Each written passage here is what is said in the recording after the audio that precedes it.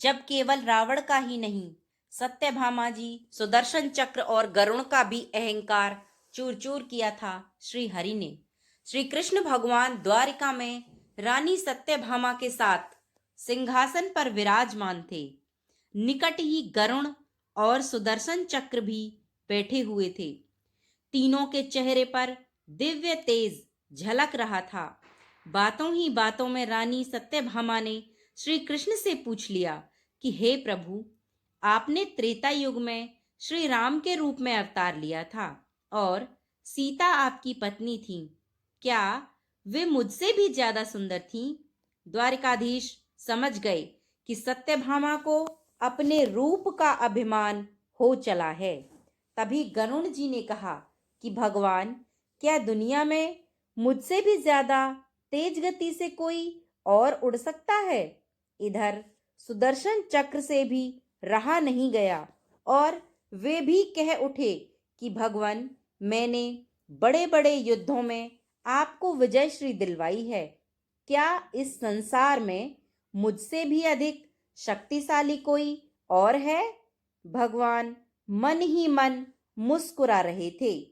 वे जान रहे थे कि उनके इन तीनों भक्तों को अहंकार हो गया है और इनका अहंकार नष्ट करने का समय आ गया है और अहंकार नष्ट करने का केवल एक ही उपाय है।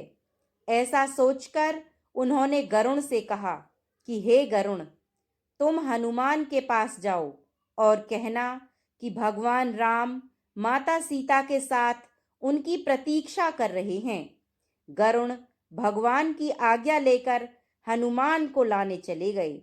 इधर श्री कृष्ण ने सत्यभामा से कहा कि देवी, आप सीता के रूप में तैयार हो जाएं और स्वयं द्वारिकाधीश ने राम का रूप धारण कर लिया।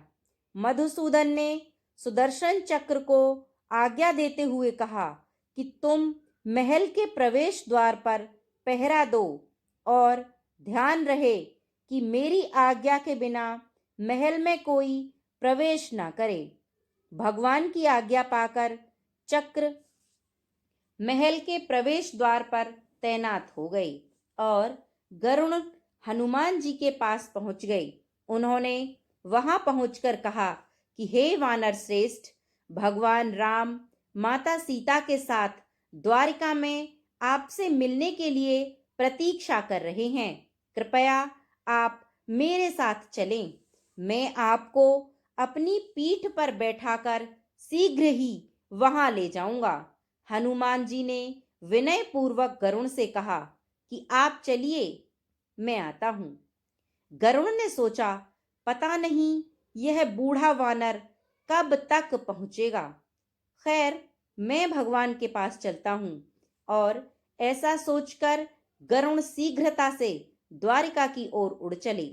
परंतु यह क्या, महल में पहुंचकर गरुण देखते हैं कि हनुमान तो उनसे पहले ही महल में प्रभु के सामने बैठे हैं। गरुण का सिर लज्जा से झुक गया। तभी श्री राम ने हनुमान जी से कहा कि हे पवन पुत्र, तुम बिना आज्ञा के महल में कैसे प्रवेश कर गए? क्या तुम्हें किसी ने प्रवेश द्वार पर रोका नहीं?